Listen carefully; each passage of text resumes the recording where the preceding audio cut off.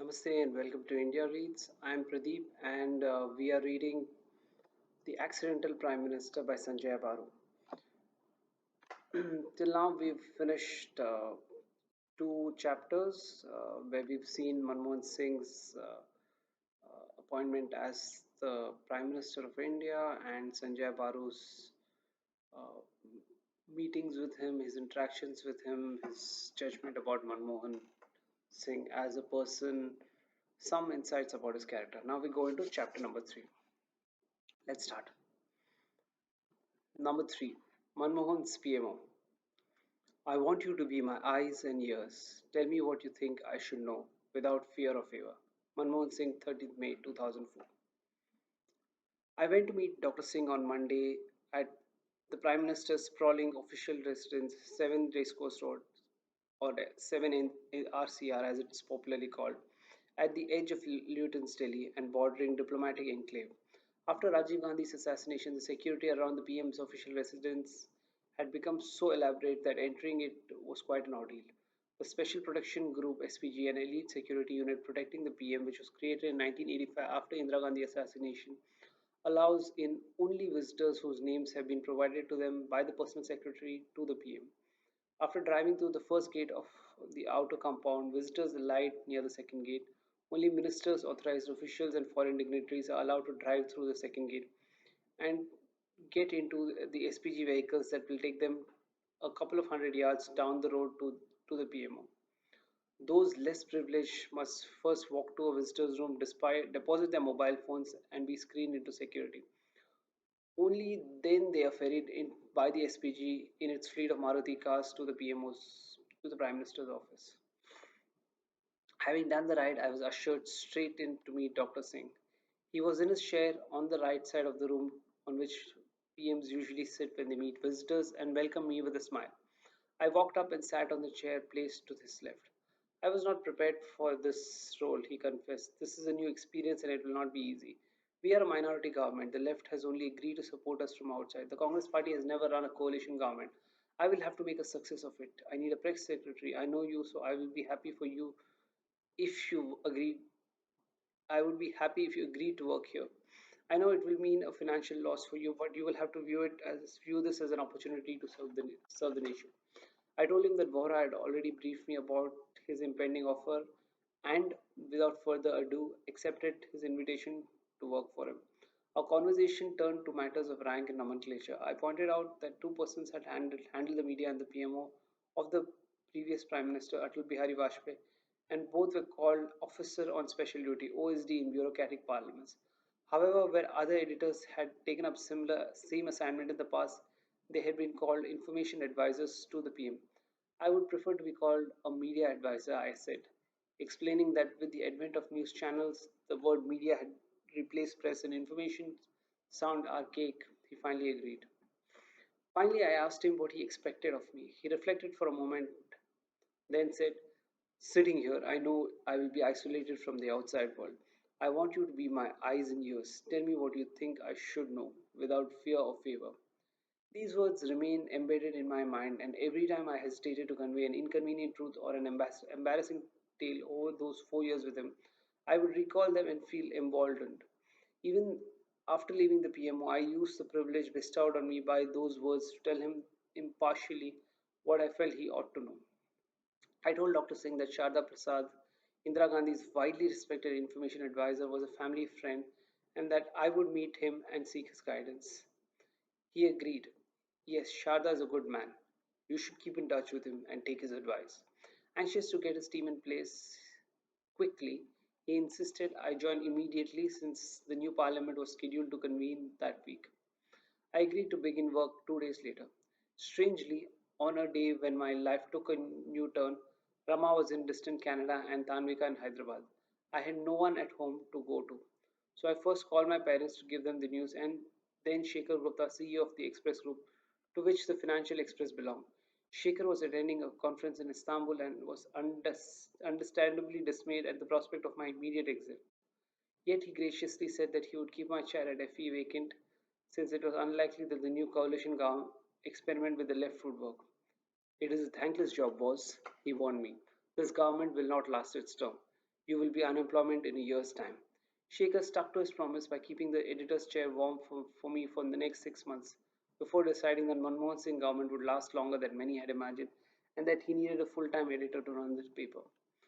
By Monday evening, the orders were issued and the news was splashed across television TV screens. My life changed instantly and my mobile phone never ceased to ring. A day after joining the PMO, I called on HY Sharda Prasad to seek his blessings and advice. A compact, personable man, Sharda Prasad exuded sagacity. His tiny apartment was filled with books and memorabilia from his years in public life. Rare photographs of Gandhiji and Nehru adorned the walls. He spoke softly, choosing his words with deliberation and care. So, what room have they given you? He asked cleanly, as any veteran of the PMO would, knowing how many perceptions about an official's proximity to the PM and hence his power and influence were shaped by what room he had been given. I said I would be sitting in the very room that he had sat in when I met him for the first time in 1981. However, since that room was being refurbished, I would temporarily occupy the corner room next to the cabinet room near the Prime Minister's office on the first floor. Ah, he exclaimed, that is the historic room, the first office room of the first Prime Minister of Free India. Jawaharlal Nehru spent his first few days in the office sitting in that small room adjacent to the cabinet room because the room that he was to occupy as PM was being used by Sir Girija Shankar Bajpayee, Secretary General of the Ministry of External Affairs. It took a few days for Bajpayee to move into a new room and for the room to be refurbished for India's first Prime Minister. In my time, I met the editors of the major dailies regularly, Sharda Prasad said to me. But in those days, there were only five editors who mattered. The editors of the Statesman, the Times of India, the Hindu, the Indian Express, and Hindustan Times. These days, you have too many newspapers and television too. But try and keep in touch with those who matter. Make sure that the PM meets them informally once in a while. Make sure the PM compliments an editor or a columnist whenever something worth complimenting is written. Reach out to the Indian language media. Every morning, give the PM a list of major headlines. Make sure you have some role in speech writing. The civil servants will not like it, but as an editor, you have the writing skills that a PM would benefit from. Use them. I asked him if the PM should address a press conference. Of course, but not right now, he said. In the next month, let him meet editors and publishers in small groups. They should be off the record conversations. They should get to know him, he should get to know them. After a couple of months, organize a press conference. Make sure you conduct it and make sure that you have thought of the headlines you want the next day. Never organize a media interaction without deciding what headline you want to come out of it. In the following weeks, I faithfully followed each of these instructions. I arranged a series of breakfast meetings with important editors, publishers, and TV anchors. As an early riser, Dr. Singh would schedule his breakfast meetings for 8:30. Being late to bed and late to rise, editors and TV anchors would protest but turn up on time. When I invited a group of publishers, the ones to arrive late were Shobna Bhartia of Hindustan Times, because as she told me, she took a long time drying her hair, and Indu Jain, chairperson of the Times of India, because she had to finish her morning puja. Whenever the PM visited a state capital, I would arrange an interaction with the local media. This became an important institution of communication for the PM. It helped break the monopoly of largely English language Delhi media over access to him. Editors and correspondents from the English language media got an opportunity to interact with Dr. Singh and make their own assessment of a man few of them had ever known. Between 2004 and 2008, Dr. Singh addressed a press conference open to all media in every single state capital he visited, including Port Blair, the capital of Andaman and Nicobar Islands. This investment of time in befriending regional media, including the Urdu language media, proved invaluable during the national debate of the Indo-US Civil Nuclear Agreement. And whenever the PM came under attack from Delhi's media, I did incur the wrath of the New Delhi's prima donnas every now and then for adopting this inclusive policy, especially if I opted to give the editor of a regional media group exclusive time with Dr. Singh on board the PM's aircraft on one of his foreign trips, ignoring the request of a New Delhi editor. As I entered into my new role, my last courtesy call was to the home of PV Narasimha Rao. During his tenure as PM, there were only two Hyderabadi editors in India, A.M. Khusro of the Financial Express and myself, and he knew us both. I had kept in touch with Rao even after he had retired from active politics. On his latest visit, I found him all alone and reading a book when his long serving assistant Khandekar ushered me in. Over tea and biscuits, I gave Rao an account of the call from the PMO and my meeting with Dr. Singh and the words of advice from Sharda Prasad. Rao found it significant that Dr. Singh had not opted for a political journalist or a government official as media advisor, but had chosen an economic journalist myself. Of course, he knows Vittal, he added, referring to my father, and suggested Dr. Singh's choice may also have been shaped by that fact. Good, he said as he sipped his tea. Manmohan needs your help. Dr. Singh's three key aides in the PMO happened to be me by mere happenstance, Malayalis and all Nayars to boot. Jane Mani Dixit, the new National Security Advisor, TK Nair, the Prime Minister's Principal Secretary, and MK Narayan, the Special Advisor for Internal Security. The power and importance of the Principal Secretary to the PM had always been dependent on the latest political clout, apart from the officer's own standing within the civil service. As a bureaucratic link between the PM and senior ministers and secretaries to the government, the Principal Secretary commands authority and influences policy. Most Principal Secretaries have been extremely capable men, well regarded by their peers and respected by subordinates, like P.N. Akhtar in Indira Gandhi's PMO, P.C. Alexander in Rajiv's, A.N. Verma in Narasimha Raw's, Satish Chauhan in Gowda's, N.N. Vohra in Gujarat's, and Brijesh Mishra in Vajpayee's. However, every now and then, a nondescript official of limited talent has also adorned the job. The National Security Advisor is an institution created during Vajpayee's first term and after India declared herself a nuclear weapons power and a National Security Council NSC was established. The NSA is an executive head of the council and within the PMO typically deals with the ministries of defense and external affairs, the service chiefs and intelligence agencies, and the Department of Atomic Energy. Since Manmohan Singh's PMO also included a special advisor, a novelty created to accommodate Narayan, part of NSA staff, namely the area of internal security, was hired off to him. Mani Dixit was no doubt the dominant personality among the three.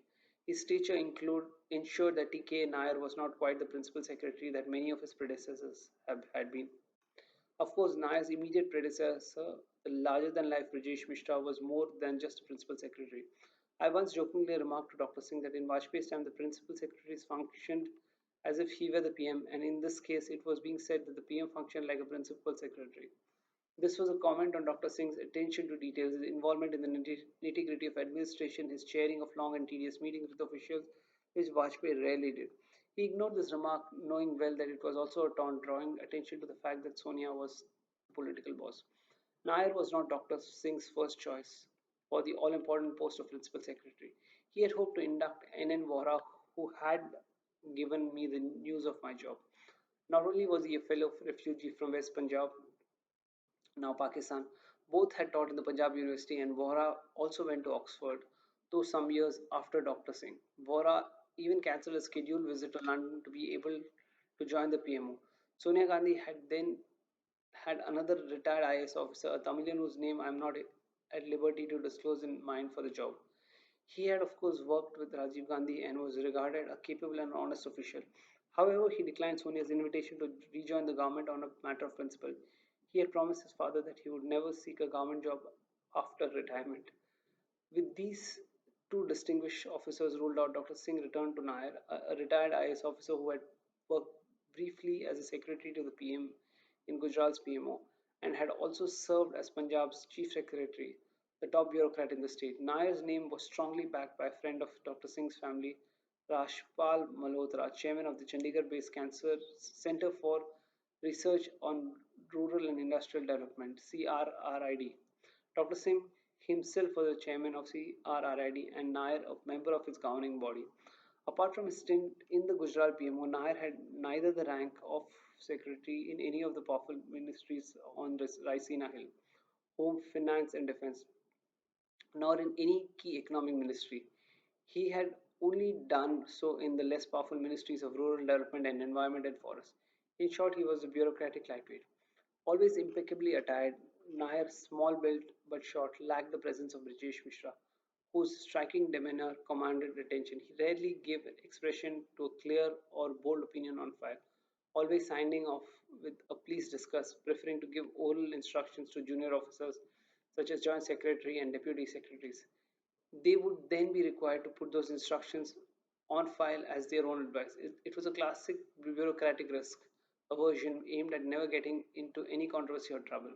Nair depended a great deal on Pulak Chatterjee, a joint secretary who had worked with both Rajiv Gandhi and Sonia for advice on important policy decisions. Pulak, like Nair, suffered from the handicap that his own service had never regarded him as one of its bright sparks. A serving IS officer, he had never worked in any important ministry. He was inducted into Rajiv's PMO as a deputy secretary after having served as a district official in Amethi, his constituency in Uttar Pradesh, where he had caught Rajiv's eye. After Rajiv's death, he chose to work for the Rajiv Gandhi Foundation, where he did some worthwhile social development work. But this meant that he was not just outside government but completely identified with the Gandhi family. When Pulak returned to government, it was to work on the personal staff of Sonia Gandhi, where she was leader of opposition in the Lok Sabha. Pulak, who was inducted into the Manmohan Singh PMO at the behest of Sonia Gandhi, had regular, almost daily meetings with Sonia, at which he was said to brief her on key policy issues of the day and seek blessings on important files to be cleared by the PM. Indeed, Pulak was the single most important point of regular contact between the PM and Sonia. He was also PMO's main point of contact with the National Advisory Board (NAC), a high-profile advisory board chaired by Sonia Gandhi with social activists as members. It was sometimes dubbed the shadow cabinet. When out in his meetings, the affable, pipe-smoking and understated Pulak remained mostly confined to his room in South Block, rarely travelling outside Delhi. During my time in the PMO, the only occasion on which I found him keen on accompanying the PM was when Dr. Singh went to Cuba. With leftist learnings, Pulak was never too enthusiastic about Dr. Singh's focus on improving relations with the US. Whenever Dr. Singh and Sonia had to speak from the same platform, Pulak and I would exchange their draft speeches so that they remain in step with in their public utterances. While I always wrote these speeches for the PM, Pulak was largely a messenger carrying Sonia's speeches to me. Since her speeches were mostly written by Congress party politicians or her close associates, Pulak was in charge of monitoring the implementation of UBA's National Common Minimum Program, the joint key objectives of the coalition government. This enabled him to seek regular information from all ministries on what they were doing. Pulak would duly produce elaborate charts that listed the promises, more than 100 enshrined in the NCMP, assign responsibility for their implementation to various ministries and report back to the PM on the status of their implementation. Apart from teaming up with Pulak, Nair also sought to make himself politically relevant to the PM by projecting himself as the PM's link with the left. He had been a member of the CPIM's Students Federation of India SFI during his college days in Kerala. He revived those ties by becoming close to senior CPIM leader Harkishan Singh Surjit, who hailed from Punjab. Nair's parents stayed in the IS proximity parents stayed in the IS. Proximity to Surjit served Nair well, earning him a place in Gujarat's PMO. Apart from being fellow Punjabis, Gujarat and Surjit were close friends. During his second stint at the PMO, Nair was able to use his association with Surjit and with the CPIM leaders from Kerala, especially S.R. Pillai, a member of the CPIM Politburo, to help Dr. Singh manage the left. Even with its combined strength, I felt that the Nair Pulak duo was not a patch on the magisterial Brajesh Mishra, who ran Vajpayee's PMO with great aplomb. Even though he was a diplomat by training, Mishra, son of a former Congress Chief Minister of Madhya Pradesh, had politics in his genes and exactly knew what stratagems to adopt to strengthen the authority of the PM in a coalition government. His other qualifications, one that both Nair and Pulak lacked, was that he was a risk taker. On critical occasions, Mishra was willing to push the envelope and take things forward on behalf of the PM. He had established that reputation by taking the decision along with Vajpayee to conduct nuclear tests in May 1998 and declare India a nuclear weapon state. Mishra's stature consolidated and expanded Vajpayee's clout within the government. Though he had belonged to the Indian Foreign Service, he is widely respected as by the rival IAS. In Manmohan's PM, on the other hand, Nair's risk-averse personality only compounded Dr. Singh's careful approach and contributed to a further dilation of the PM's authority. The third Malayali, M.K. Narayan, claimed that he was offered the post of National Security Advisor by Sonia Gandhi but had instead proposed Mani Dixit's name for the job because he had to tend to his ailing mother who lived in Chennai. He claimed that it was he who drove to Mani's house in Gurgaon to tell him that he was being offered the job and to urge him to take it. Mani, on the other hand, believed Sonia may have pushed for Narayan, but Dr. Singh wanted him in the job, and that Narayan was inducted as a special advisor as a compromise. I tended to believe Mani's version. It was clear to me that Dr. Singh shared a bond with him that was never there between him and Narayan. It seemed plausible that the latter had been inducted as a third leg of the PMO leadership as a concession to Sonia. MK or Mike, as his contemporaries called him, was an intelligence czar who had headed the Intelligence Bureau, India's internal intelligence agency under both Rajiv Gandhi and Narasimha Rao. He had earned his spurs by playing a role in the unseating of the first ever democratically elected Communist Party government in the world. EMS Namboodiripal's ministry in Kerala way back in 1957. He was the director IB when Rajiv Gandhi was assassinated. Narayan's favorite line was, I have a file on you. He used it humorously with ministers, officials, journalists, and others he met, leaving them, however, with an uneasy feeling that he wasn't really joking. Indeed, Narayan himself gave currency to the tales that circulated about his proclivity to snoop on everyone. He seemed to derive great pleasure in letting me know that he had kept a tab on the credit card spending of influential editors. On long flights in the PM's aircraft, he would regale us with stories about how various prime ministers had summoned him for information on their colleagues. If those stories were true, Dr. Singh was clearly an exception to that rule. He not only resisted this temptation to spy on his colleagues, but gave up even the opportunity to be offered such information by declining to take daily briefing from intelligence chiefs. He was the first prime minister not to do so. The chiefs of both IB and the research and analysis wing, RA and RAW, were told to report to the NSA instead. I didn't think of the intelligence chiefs would deliver their best if they reported to an intermediary instead of the prime minister himself, and repeatedly implored him to take a direct daily briefing from them. Every now and then he would, but the NSA became the effective boss in the UPA PMO. Narayan, who, when he succeeded Dixit as NSA, used his power to its limits, but not without controversy. He was accused by the raw officers of being partial to the IB, but his control over the system also derived from his professional competence and the respect he commanded even from his junior officers for his non-hierarchical style of functioning. He would deal directly with them, not bothering about rank and protocol and focusing on getting the job done. My nickname for him while talking to his friends was Ed for J. Edgar, who were the powerful boss of the FBI, whom even US presidents were wary. Dr. Singh too was wary of Narayan's reputation and would on occasions warn me to be cautious while carrying out sensitive assignments for him that he did not want anyone to know about. Mani Dixit entered NSA's office as if he were destined for the job. Of the three senior most officers in the PMO, he was clearly the PM's favorite. The two shared a common worldview acquired during their respective stints in the Narasimha Rao's government. More recently, as a fellow member of the Congress Party, Dr. Singh and he worked together to draft a foreign policy paper for the party for the new post Cold War world. Mani was both an ideas man and a boss who expected delivery from subordinates.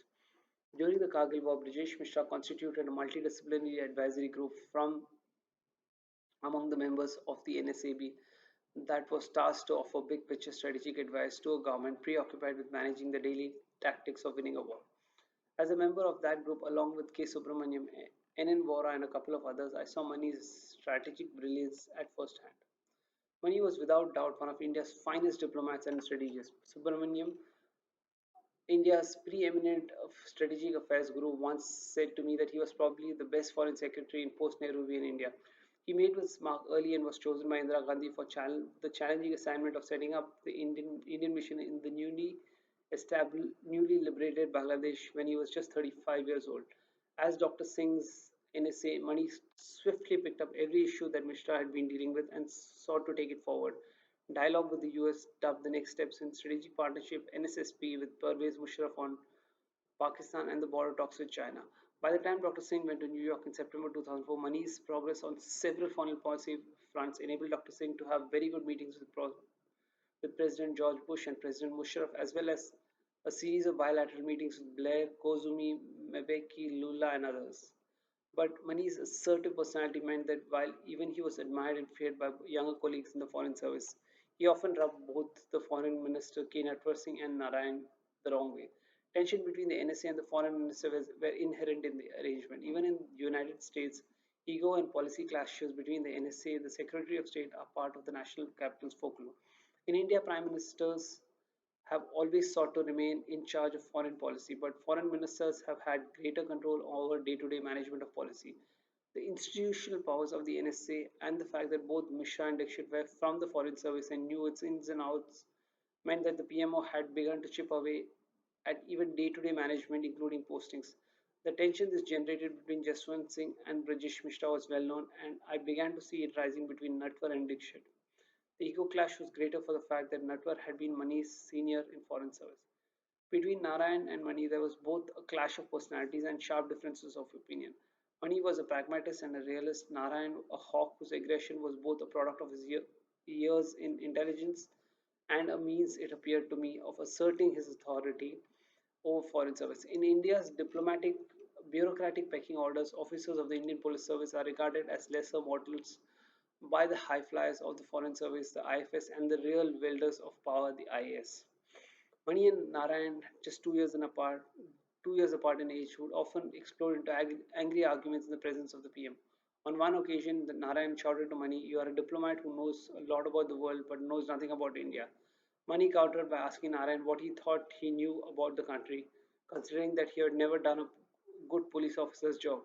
This was a reference to the fact that Narayan, while belonging to the IPS, had spent most of his career in the IB and had never done any important field job. These outbursts were partly a reflection of the turf war between the two, Narayan seeking greater control over the intelligence agencies than Mani wanted him to have.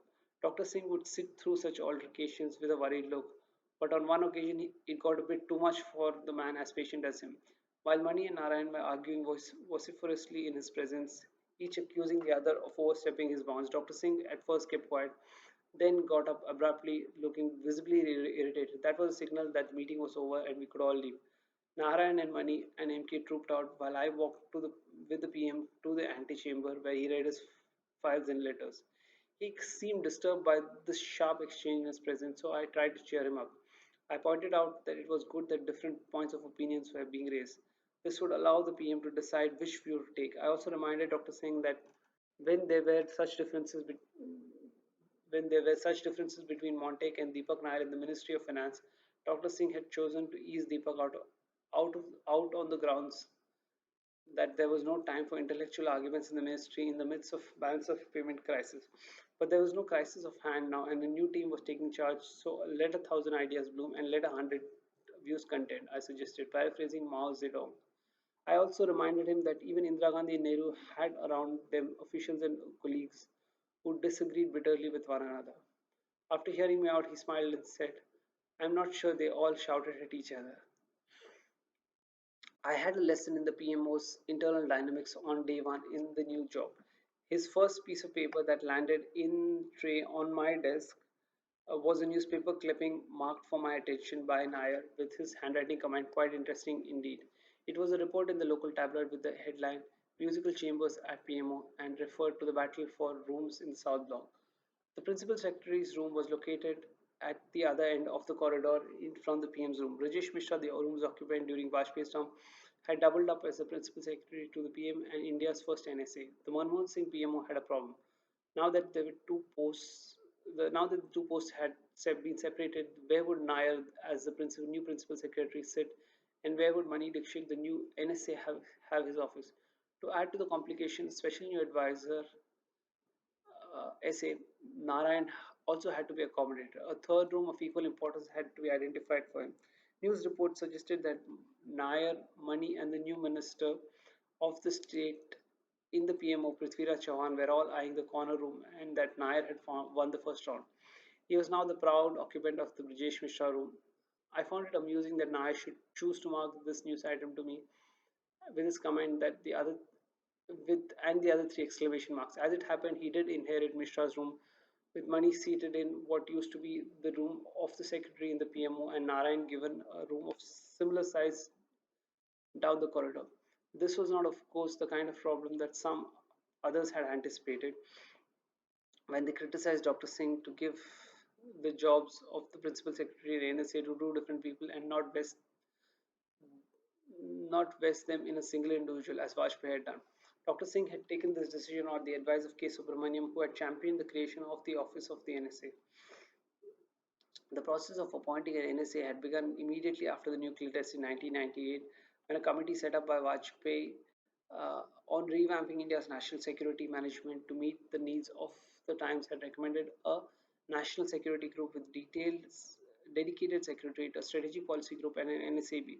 The NSC secretariat, the NSCS, would be headed by NSA. Subramaniam, who had been consulted by this committee before it wrote its report, reimagined that the NSC would be something like the Planning Commission, a group of experts heading various sections, and that the NSA would be a full-time functionary like the deputy chairman of the Planning Commission. Since the Planning Commission sits at a distance from the PMO and Yojana Bhavan, he imagined that the NSA and the NSCS would similarly be located outside the PMO. However, while accepting the substance of the committee's report, Vajpayee chose to name his principal secretary Rajesh Mishra and NSA. The NSCS was placed in charge of the deputy NSA, whose office was located outside the PMO in the nearby Sardar Patel Bhavan.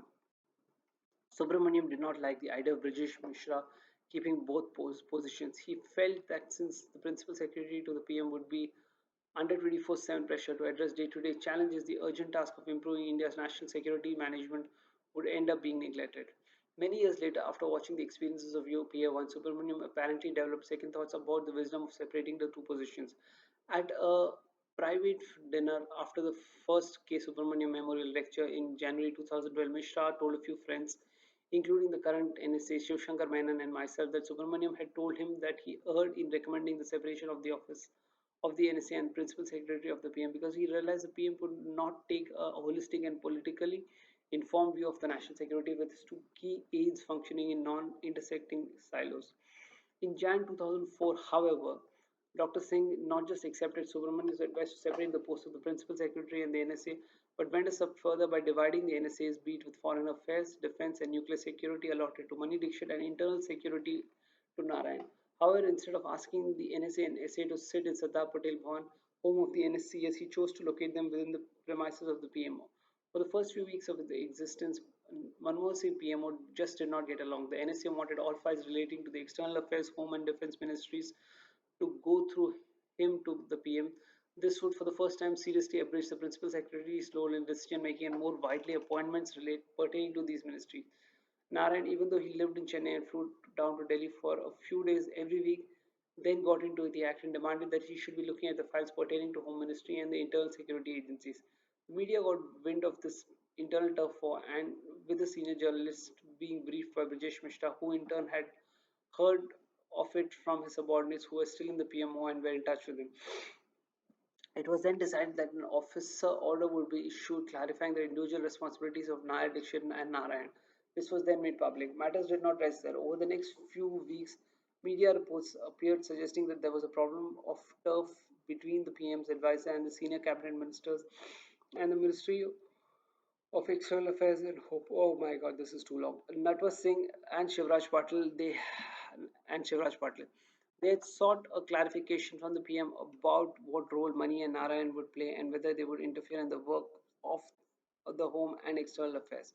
One day, Natwar Singh, the foreign minister, called me to his room in South Block and unburdened himself of the grievances against Mani Dixit. He narrated his long list of complaints, grew angrier and angrier. Natwar's major complaint was that Mani was interfering far too much in the affairs of the Foreign Affairs Ministry. Natwar and Mani were both retired diplomats but with very different views. They were understandably in competition with each other to influence foreign policy. Indeed, Mani was an effective buffer between a reform minded PM and the MEA's conservative establishment, just as Brajesh Mishra had been similarly used by Vajpayee. Even as the PM attempted to sort out this conflict, newspaper reports appeared drawing attention to the developing conflict between the Home Minister Shivraj Patil and Narayan. They even dragged the PM into controversy by suggesting these serve issues had come up because of prime ministerial activism, that is, the PM through his advisors was trying to encroach on ministerial turf.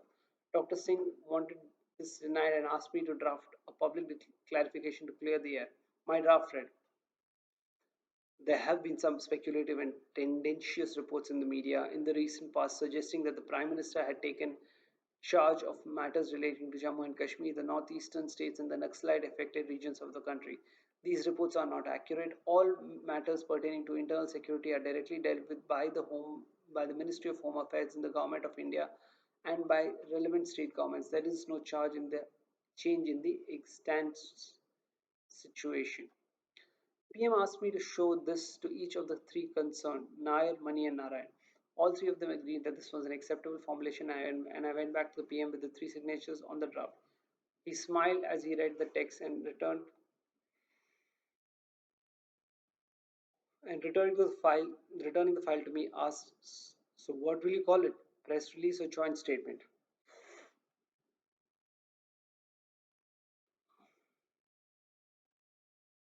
My own position within the structure was formally defined by my own rank. I had insisted with Dr. Singh that I should be given the rank of secretary to the government. Dr. Singh had readily agreed, but Nair had balked at the thought. At 50, he thought I was too young to be secretary to the government, having himself been promoted to that rank in the late 50s like most civil servants. He advised me to accept the rank of additional secretary, a step below, so as to not become a victim of bureaucratic jealousy, as he put it. Dr. Singh opted for a compromise, urging me to join as an additional secretary and assuring me that I would be promoted within a year. I did get promoted a year later and discovered that the only major perk that I was now entitled to was an executive suite at a hotel while traveling with the PM. However, as a son of a civil servant, I knew that rank is all in government.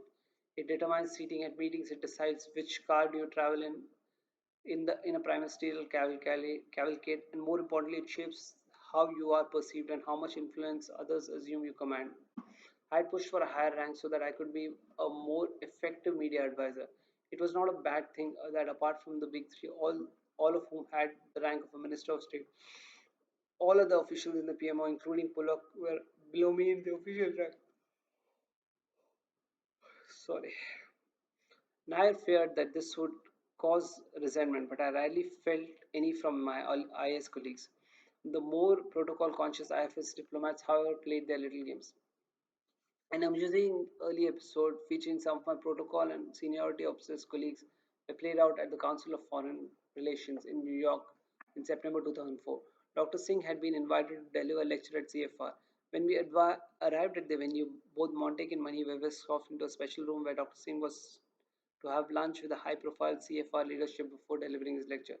Since I, along with Montek and Mani, had been closely involved in writing it, I had assumed that I would be part of the lunchroom. However, I was told that I would outside along with other PM officials.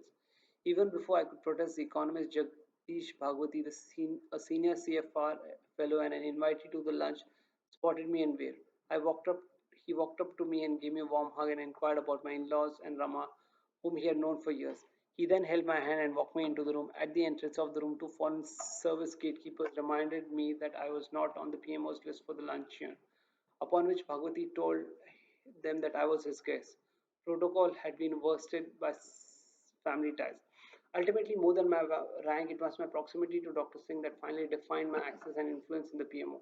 My equations with the three senior officials in the PMO were also affected by the fact that in the process of resolving their differences, Dr. Singh had come to assist me in assist, assign me the role of a referee. I had a good equation with money from our time together in the NSCB in 1999-2000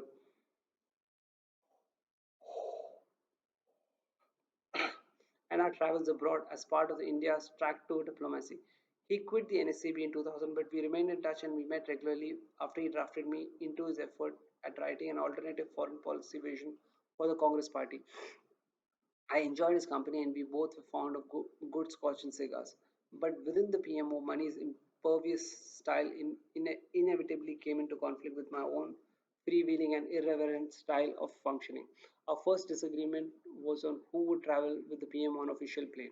Seeing the name of Times of India journalist Siddharth Vardarajan, who had later served as an editor of the Hindu on the media list, Money sent me a note informing me that Siddharth was not an Indian national but an American citizen, and as a foreign national, he was not entitled to travel on the PM's plane.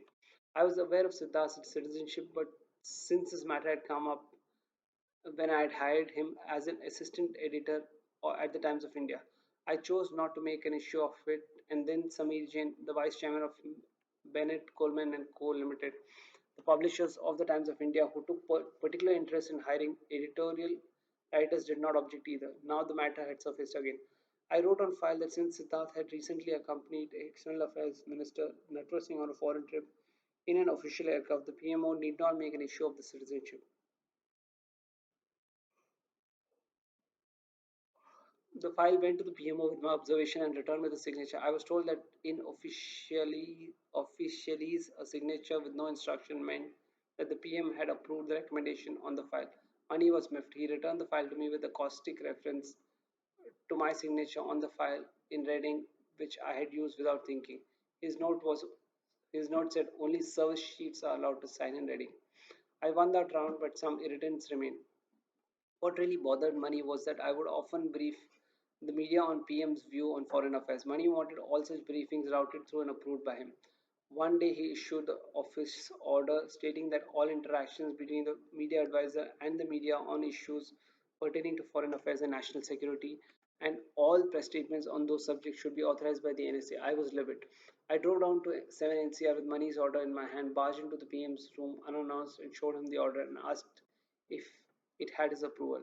Dr. Singh was surprised to see an order and said that he had not authorized it. I remonstrated that I was much an advisor to the PM as Money was. He is both your national service security advisor and I'm your media advisor. We are both your advisors. I see no reason why I should seek anyone's approval for what I do apart from yours. After the PM calmed me down, I explained to him the only non that as the only non-civil servant in the PM's team, I often felt alone and isolated because I had no internal peer group and a gap of more than a decade separated me from my three senior colleagues. The loneliness sometimes got to me and I was not enjoying this job. So if he really wanted me to remain the PMO, it was important that everybody there understood that I reported only to the PM and to no one else. I told him that I viewed it as my duty to brief the media directly on the PM's thinking on ongoing events. In the age of 24/7 television, such responses would have to be immediate. Pulling up files and notes and securing approval for a statement to the media was no longer possible. As the PM's media advisor, I emphasized, also have to function as a spokesman, offering quotes to the media on his behalf. I assured him that on important matters I would seek his approval for any statement I was about to make. But I saw no reason why I should seek any other official's approval. The PM told me that my understanding was correct and that he would sort out the matter with Money. Late that night, Money called me. I see Sanjaya, he said in his usual gruff voice. I'm sorry, I made a mistake. PM told me that you're upset about some silly note I issued. Tear it up. Come and smoke a cigar with me tomorrow. The next day, we met over coffee in Sicari's room. I remarked that I was surprised he smoked in his office since there were instructions that smoking was not allowed in the PMO. I have always smoked in my office. What are these silly instructions? You and I can afford to ignore such orders, he said loftily, puffing away at a cigar. He then gifted me a box of cigars and a copy of a book written by his mother, Ratnamayi Devi, who had then had a profound influence on him. I truly I became truly fond of Money after that. While the PM's core team was in place on the day Parliament opened 2 June 2004, the government got off to a rough start. Dr. Singh was neither allowed to introduce his Council of Ministers nor make a statement in the House. The BJP had recovered neither from the shock of its defeat nor from the surprising ease with which Congress had stitched together a coalition and found a credible prime minister to head it. Unhappy with the situation in Parliament, Dr. Singh to settled down to tying up loose ends of the government formation. On my second day in office, I was summoned by the PM to his room in South Block. I have to name a few new planning commission. I have to name a new planning commission. Can you draw up a list of names? Over the next 2 days, I prepared the list. One afternoon, a meeting was called in which Nair and Pulak were also present. I had my list and Nair arrived with his. As we read out names, Dr. Singh would indicate his preference. Dr. Nair was asked to secure the consent of those selected. Bar one. The one that I was asked to sound out was Anu Aga, the chairperson of Thermax. Her husband Rohinton Aga had been a contemporary of Dr. Singh at college in England, and she had distinguished herself as a corporate leader when she took charge of the family's company after his death. When I called Anu, who was then in London, and she asked for a day to consult her family. She called back the next day and accepted Dr. Singh's invitation to join the planning commission. But when I went back to him with her acceptance, the PM looked sheepish and informed me that he had already agreed to appoint Saida Hamid, a Muslim writer and a social activist. And so I was told that there was no place left for Anu. Clearly, the gender and the minority boxes had been filled up by Saida's appointment. I was left with the embarrassing task of explaining away the confusion to Anu. What I obviously could not say to her was the political benefits of removing a Muslim may well have trumped those of appointing a Parsi. To my dismay, even Dr. Singh seemed to have taken this embarrassment lightly.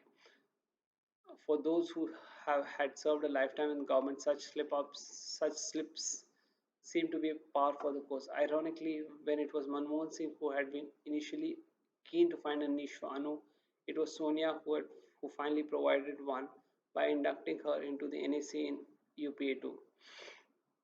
Even as the process of making these appointments was going on, I was summoned by the PM one afternoon and asked if I had any suggestions for those for for who should be named deputy chairman of the planning commission. I suggested Montague, who was still with the IMF in Washington DC, but but was willing to return if asked to do so.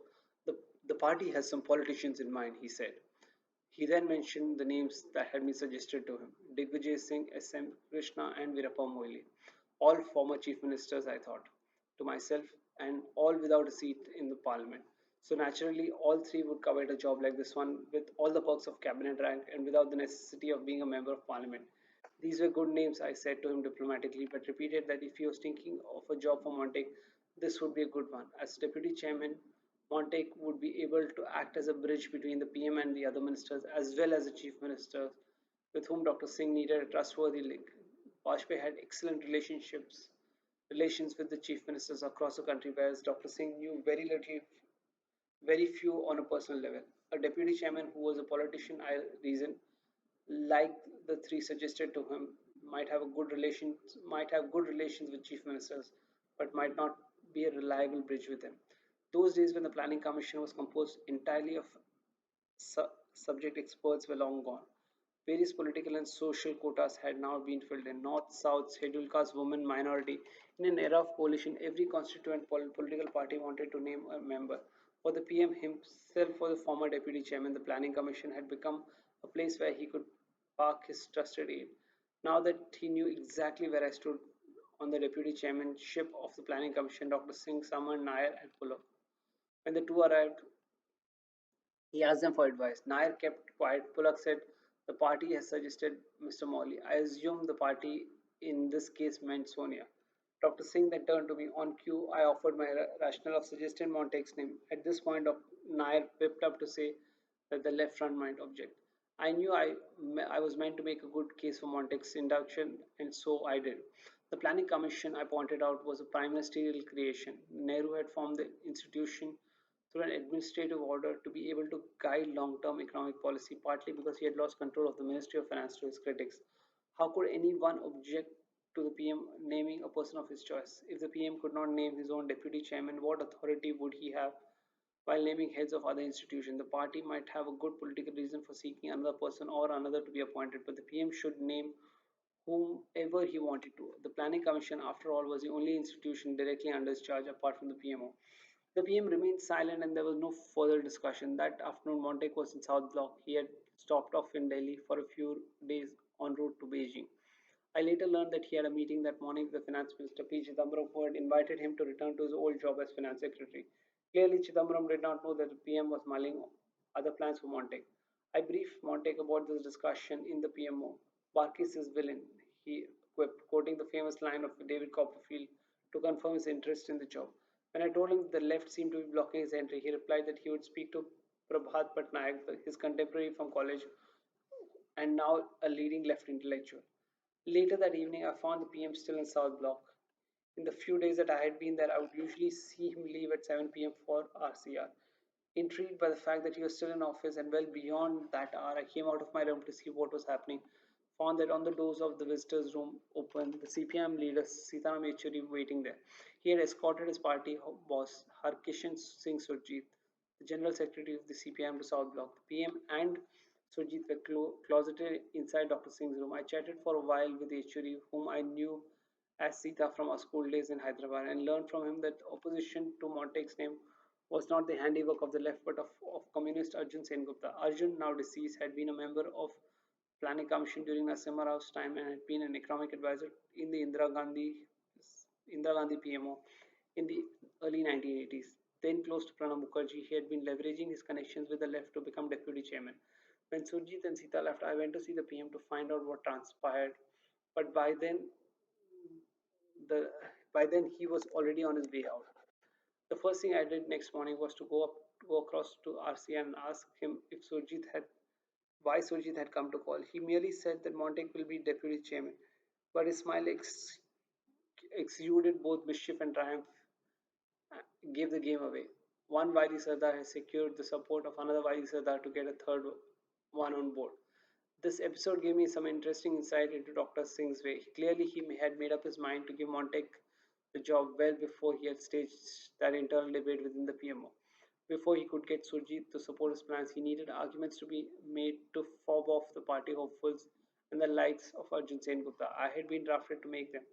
It was a role I would be called on to play on many occasions. On 16 June, Montek's appointment was announced. On 18th, the Hindu quoted anonymous left leaders expressing their disapproval of his appointment. I heard subsequently that CPIM's Prakash Karat was furious with Soji for giving Dr. Singh the go-ahead. This was an early pointer to the differences between the left and between Surjit and Karat. To ease the situation, the left was then approached for a name to be included in the commission. They suggested Abhijit Sen, professor at JNU. About 6 months into UPA1, early on the morning of 3 January 2005, Mani Dixit died of a massive heart attack. His sudden death shocked and saddened Dr. Singh. It put at risk the foreign policy agenda. Dr. Singh knew that Mani was capable of taking more conservative elements in the Indian foreign policy establishment. With him gone, the danger of Dr. Singh's foreign policy nearly falling prey to Congress party and South Bloc conservatives was real. Dr. Singh realized that he would now have to personally handle things that he could have trusted Mani with. On the morning of Mani's death, the PM was to go to Ahmedabad to address the Indian Science Congress. He first went to Mani's house, met his wife Anu and their family, and drove straight to the airport. He sat shell shocked all alone in his cabin and looked drawn and tired through the day. He issued instructions that Mani should be given a ceremonial funeral at the Delhi cantonment. As the NSA, he was, after all, technically the head of the newly emerging nuclear command, and the service chiefs reported to him. As soon as he returned to Delhi that evening, the PM issued orders naming the deputy NSA, Satish Chandra, a career diplomat, as acting NSA. Soon after, the succession struggle began. The foreign service officers in the PMO, Vikram Doraisamy and Sujata Mehta, seemed keen on regularizing Chandra's appointment as NSA. I viewed this as motivated by his foreign service loyalty. Dr. Singh was clearly not keen on this option, but he did not name anyone else either for full 3 weeks. Hindustan Times reported that the three names were being considered for the job included India's foreign former High Commissioner to Pakistan, Satinder Lamba, the Indian ambassador in Washington, D.C., Ronan Sen, and of course the PMO's very own M.K. Narayan. The Indian Foreign Service job had clearly gone Foreign Service had clearly come to view the NSA's job as its job.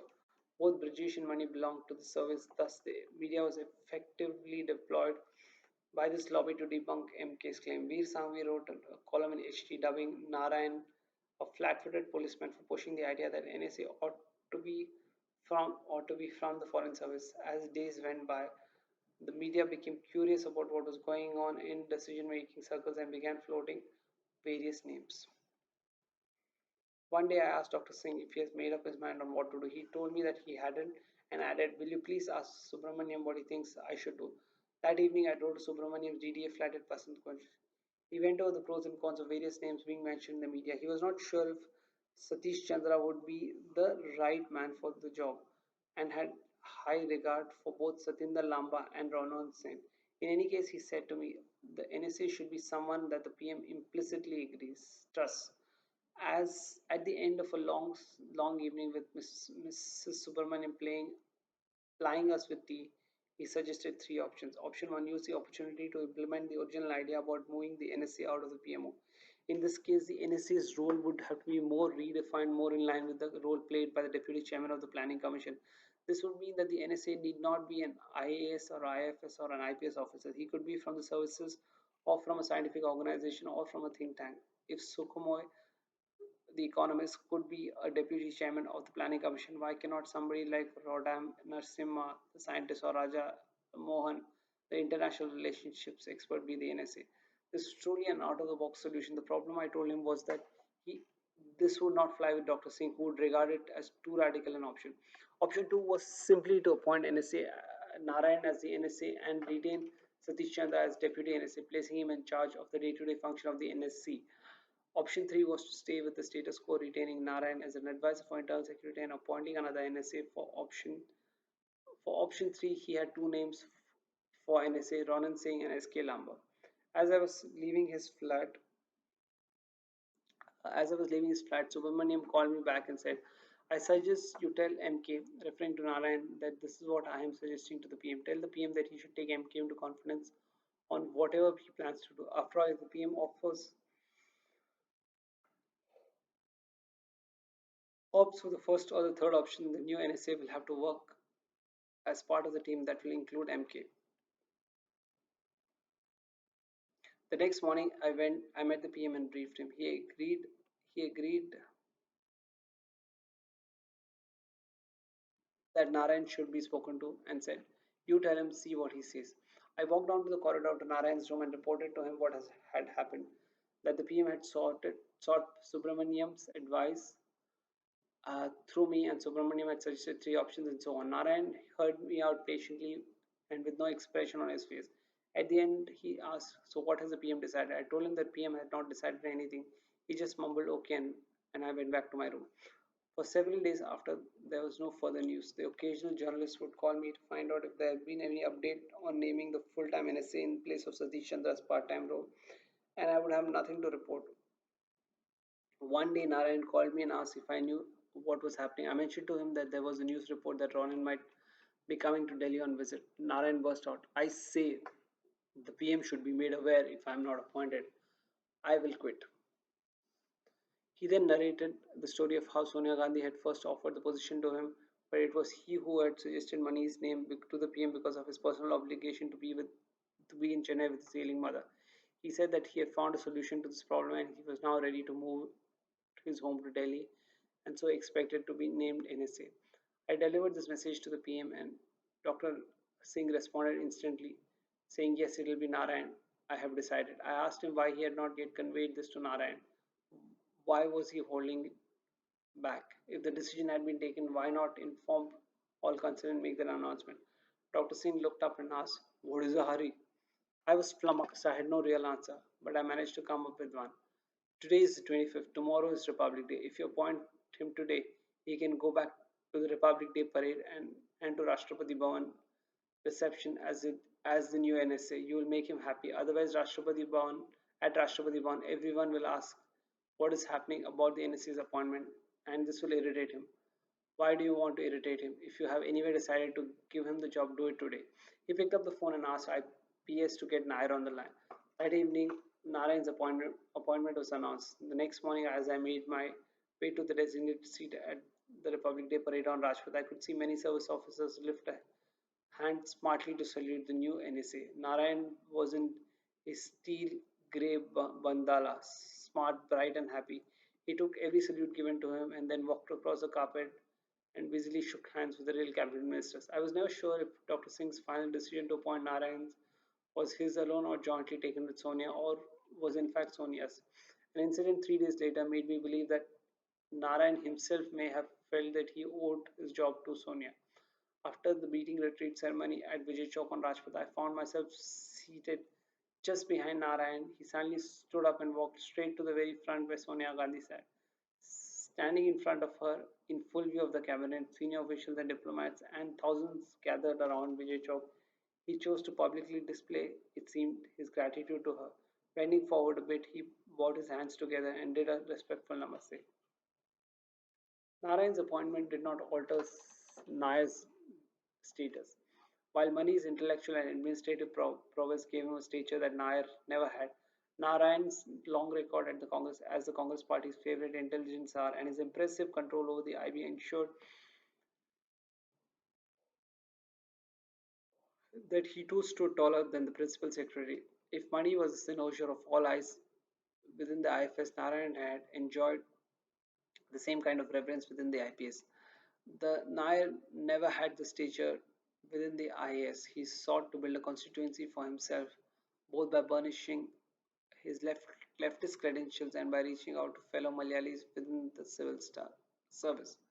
The one field that he enjoyed most some professional standing was within the public sector. From his time as secretary to the Public Enterprises Selection Board, he was a strong advocate of the public sector and remained loyal to the cause of strengthening state-owned enterprises. Apart from using his own equation with Bullock to bolster his position, Nair also benefited from having the assistance of some very competent joint secretaries in the PMO. Sanjay Mitra, an IS officer of the West Bengal cadre who served as Jyoti Basu's secretary, R. Gopalakrishnan, who had served as Digvijay Singh secretary in the Chief Minister's office in Madhya Pradesh and was also related to the Kerala Communist leader, the late EMS Namboodiripad and Vinny Mahajan, a Malayali from the Punjab cadre like Nair. They were all very capable officers and constituted the administrative bulwark of the PMO.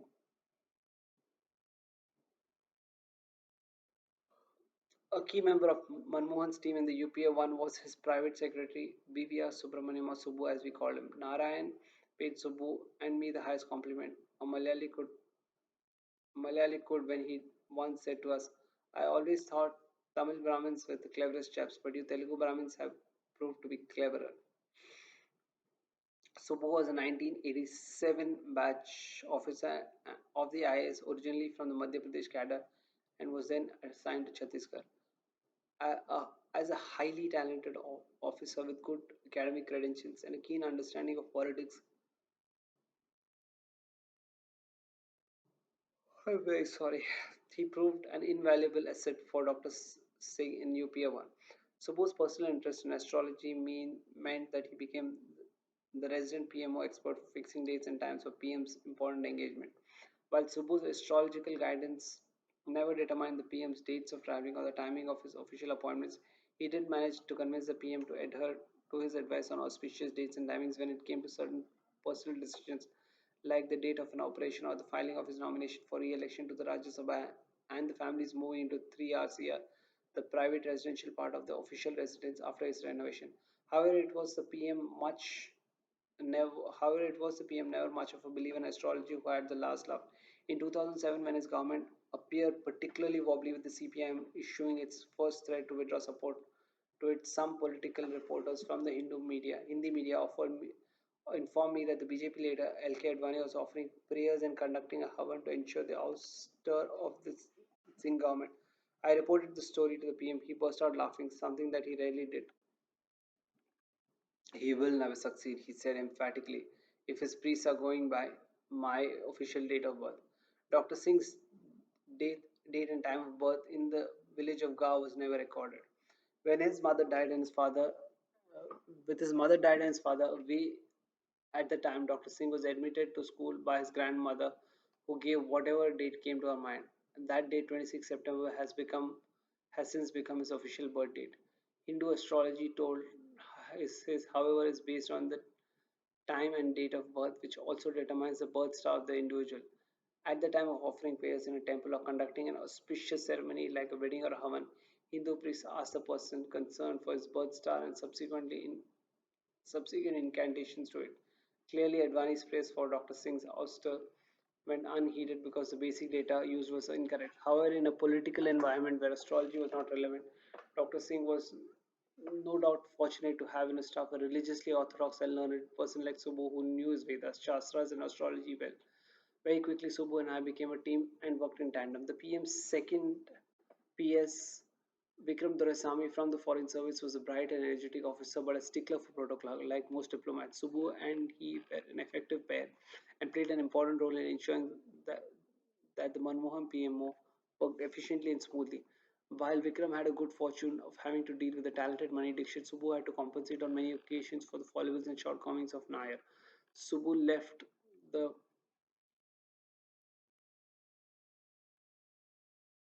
sorry.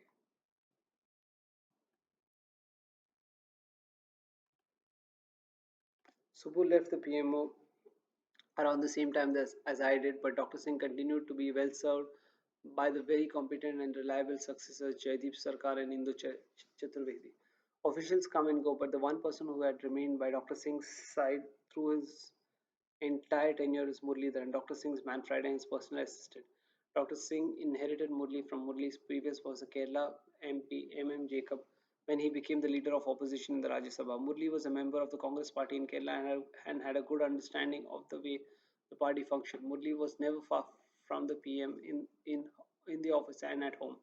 In the best tradition of Malayali personal assistants who form a formidable network across Sarkari Delhi, he was remarkably effective, efficient, and a loyal assistant who knew when to get everyone out of the room to ensure that the PM ate his lunch, took his insulin shot, or got some rest.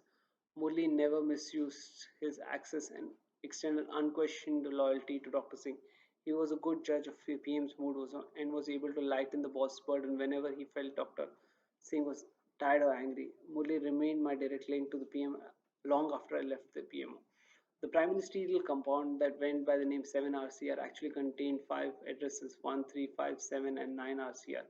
While 1 was a helipad, 9 was the bungalow of the SPG, 3, 5, and 7 RCR were more or less identical buildings with large lawns common to all the ministerial homes in New Luton's Delhi. All three bungalows were linked through a path that cut through the walls, separating one from the other. All the movement within this enclosed space was closely monitored by the SPG. Dr. Singh's family members and Sonia Gandhi, also an SPG protectee, were exempt from the security drill of a lighting near in 9 NCR and being driven by the SPG to the other bungalows. They had the privilege of driving straight in in their SPG protected vehicles, as did heads of government calling upon the Prime Minister. It was 7 RCR that housed the PMO with a small set of half a dozen officers staffing his personal section responsible for all appointments and correspondence of the PM. 7 RCR was also the venue for meeting official visitors, including foreign dignitaries. During Vajpayee's time, a conference room Panchvati had also been constructed. Next door at 5 RCR, there was a small reception room for secretarial staff whom the PM could summon at odd hours from his room. 3 RCR was where the Prime Minister and his family lived. Returning to government after eight years in the opposition benches, Dr. Singh took his job seriously. He rose early and after a morning walk, exercise, and light breakfast, usually walked from 3 RCR to 7 RCR between quarter to 9 and 9 o'clock. For those who had worked in the Vajpayee's PMO, this was all very new. Vajpayee had slowed down during the end of his term and his working day would begin late and end early. Dr. Singh worked from 9 in the morning to 9 in the evening with an hour siesta after lunch. Meals were frugal, mostly vegetarian, with some fish occasionally, and chapati rather than paratha, with Mrs. Kaur strictly monitoring what the PM ate and when. At 7 RCR, the staff had inherited a snacks menu from Vajpayee's time that included samosas and kachoris.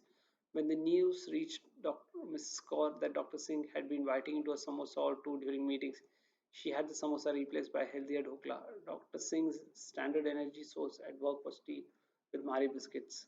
Before Dr. Singh's very first breakfast meeting with the editors, Vikram Doraisamy asked the PM what he should order for breakfast, and he told the usual. Having worked in the Vajpayee PMO, the usual was sumptuous beast. Vikram ordered a full English breakfast with cereal, fruits, and eggs, as well as a hearty South Indian breakfast of idli, dosa, and upma. The editors had barely tucked into their first course of the three-course meal breakfast when Dr. Singh finished his fruit and toast and ordered tea. I had to nudge my friends from the media to continue eating and not feel restrained by Dr. Singh's frugality. A PM working from South Block was also a new routine in the PMO.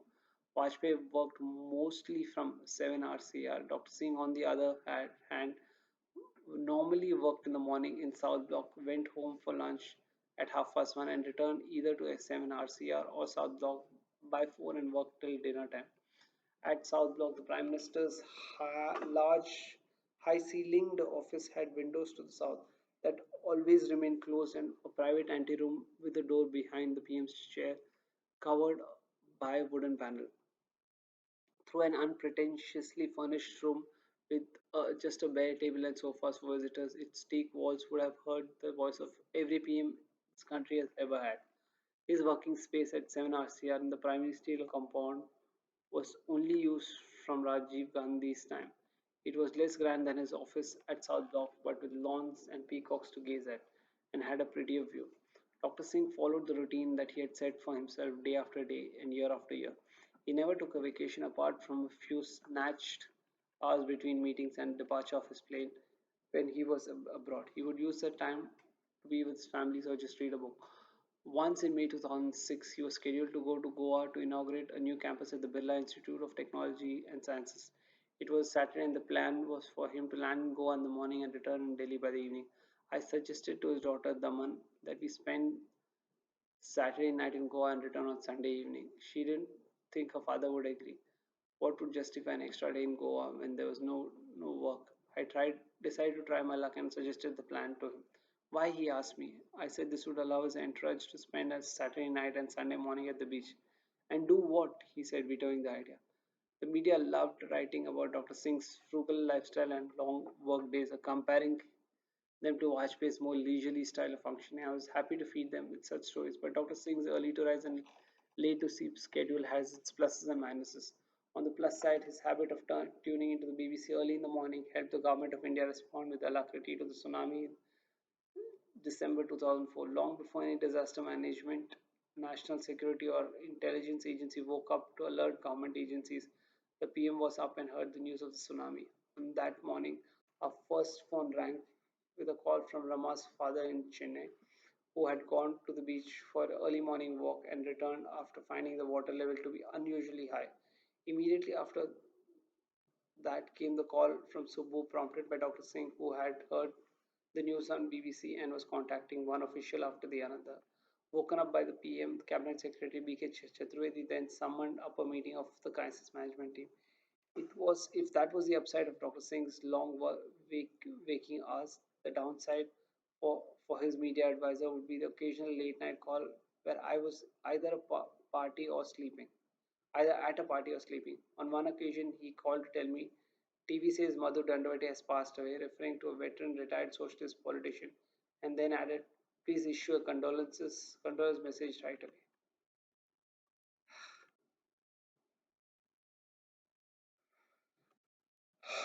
With that, we come to the end of chapter 3. I can see that the video has already gone by an hour, 12 minutes, and I have been extremely CP. My apologies for yawning maybe 100 times.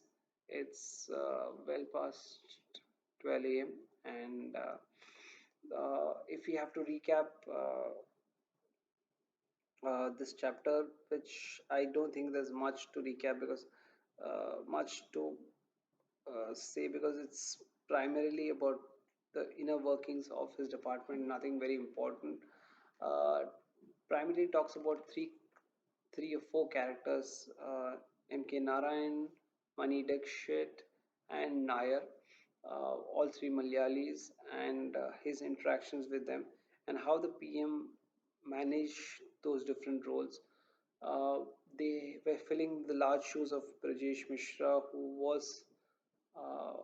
who was the principal secretary to Vajpayee, who was the predecessor to Manmohan Singh, and therefore the equations whether Brajesh Mishra was both an NSA head and principal secretary, whereas Manmohan Singh had divided both the roles and had two different people for that. One of them unfortunately passed away during UPA one itself, and therefore his replacement and the politics of it is what primarily is the crux of this book. It's been a very long book and rather very long chapter, and there's nothing really big or important out of it, at least that I could think of. So let's wrap it up here, and we all will catch up for chapter number 4. Thank you and bye.